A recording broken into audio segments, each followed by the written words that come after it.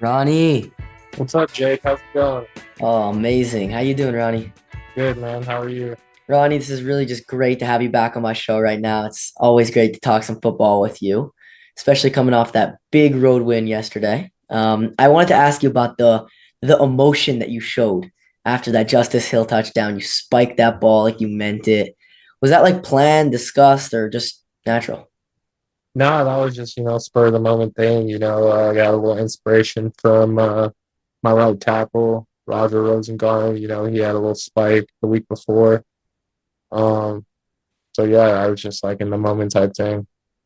For sure. Roger Rosengarten. I love him. He's Yeah. been great. What are your impressions of Roger been so far, and are you guys close? Yeah, that's my guy. He's a great player, super funny guy, super laid back, easy going, but he's a great pro, great athlete, great teammate, great guy to be around. Yeah, I know Baltimore loves Roger, that's for sure. So after getting off to that 1-5 start, things weren't looking great. People were starting to get scared, but we hit the bye, came back, got some guys back, and now we're obviously on a tear again. 3-game winning streak coming out of the bye, coming off that crucial win against Minnesota. Just how good does it feel to get on this little run and now having the opportunity to keep this going and building the momentum week after week? Yeah, man, I feel so much better when we're winning. Um, you know, Trying to carry that momentum, like you said, and just keep stacking on it and just keep trying to go 1-0 every week. Yeah, for sure. Just getting each week after each week. But I wanted to ask you what it was like when you guys were 1-5 and everyone thought Lamar was coming back for that Bears game, and then when you found out that he wasn't gonna play, what were the emotions like within the team? Were guys down? Were guys like, oh shoot, this is a big game now? Everyone's got to step up because everyone seemed to pull it all together and be able to pound the Bears for that 30-16 win. But what was it like on the inside? Yeah, I mean, I don't think there was ever any doubt. I think we were very confident still. I never had any doubt. The vibes were high, vibes were good. From the players' perspective, I think we knew, uh, how good we were and how much was left on the table in every game that we lost. And we just needed to put it together for us to get the results that we wanted. And we knew everything was just, it was really close. It was closer than it looked to a lot of people. So um, I think the energy was really good. Yeah, I was pitching when they were 1-5 to everybody I knew that we were about to come back, win the division, and I was saying Super Bowl even, and I still believe it heavily. We're gonna get into the offense in a minute. But a big reason that this has been so encouraging for all of Baltimore Ravens players and fans is because of what's happening with the Steelers and their struggles. They started off 4-1. They looked like they were great, and now they've dropped three of their last four and sit at 5-4. And aside from that amazing game they played in Indianapolis or against Indianapolis, um, they really haven't been looking too good. And now you guys are just one game out of the division lead and seem like you guys are gonna just take it over. Is this something you guys have been paying attention to and been using as motivation, or you just totally ignored it and focused on yourselves? I think for me, and the message I try to preach to my teammates is to forget about it all and focus on ourselves, and just really go back to that.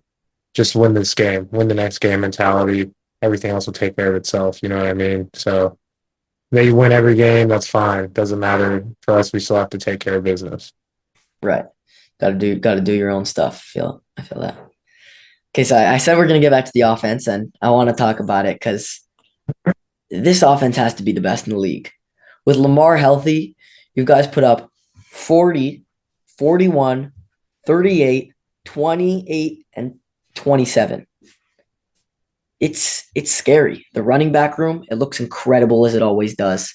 Henry leading the way. He's been great. Justice Hill, Keaton Mitchell, receivers and tight ends all done their part. The O-line's been good. Just what impressed you so far the most out of this offense, and have there been any like surprises?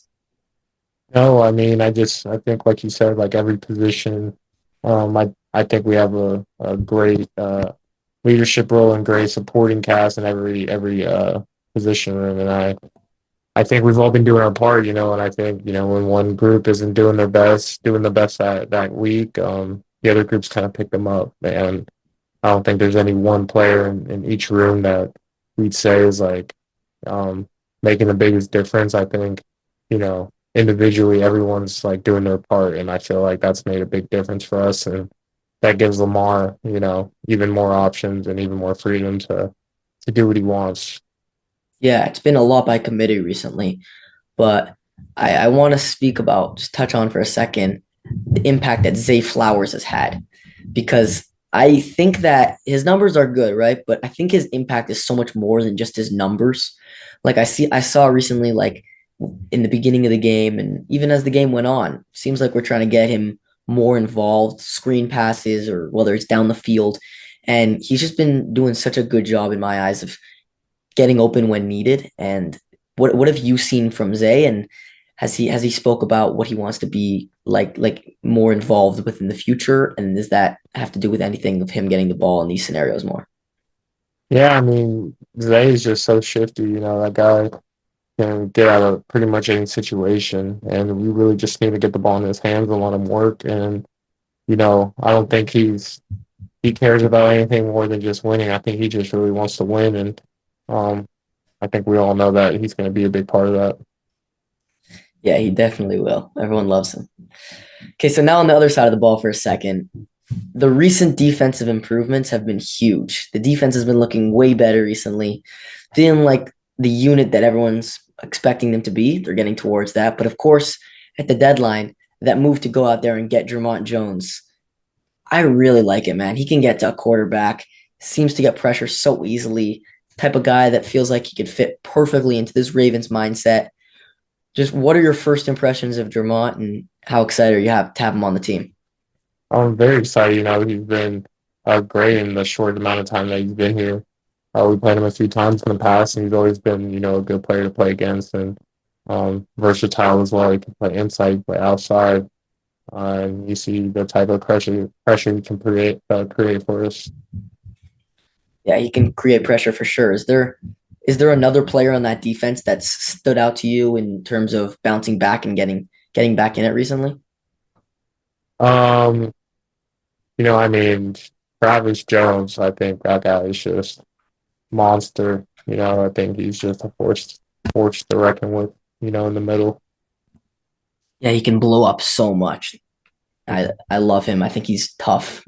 The Jones, Jermont and Travis, both of them. So, Okay, so looking around the league, which team is surprising you the most? Like, is there one team that's been standing out to you? not Not really particularly. I haven't really paid too much attention to it all. right. Right. There's one team that's been surprising a lot of people, the Patriots, New England Patriots, and I wanted to talk to you about for a second about how incredible Drake May has been. He's thrown for 2,555 passing yards, 19 passing touchdowns, 5 interceptions. They're 8-2. You face him in week 16. He's been so impressive. Have you watched him all? No, but yeah, I've definitely seen the score lines, and they've been beating a lot of good teams. So, they're the real deal. They're doing really good things and against tough teams. Can't wait to see you play them in week 16. That's for Yeah. sure. Last question, Ronnie. So this week you guys are playing division rivals, the Browns. They always give us a little bit of a tough time, except for this year, week 2.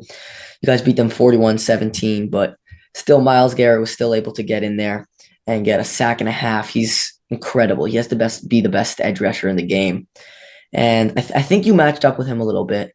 Is that something you're expecting this week a lot to be matching up with Miles, and just how incredible is he and how tough is he to stop? Yeah, no, that's definitely expected to be a matchup. It's gonna line up on my side a lot, and that's just something that been doing for a long time now, and something that I just got to prepare for. Yeah, I got to prepare because he's going to be out there, but I think we got it. Yeah, Ronnie, thank you so much for taking your time to join me today on Jake's Takes. Really means a lot. It was tons of fun talking some football with you. Hope you enjoyed, and just thank you. Appreciate it. appreciate you, big Jake. Have a good night, bro. Of course, you too. Keep doing your thing, Ronnie. Keep in Good touch. seeing you. See ya.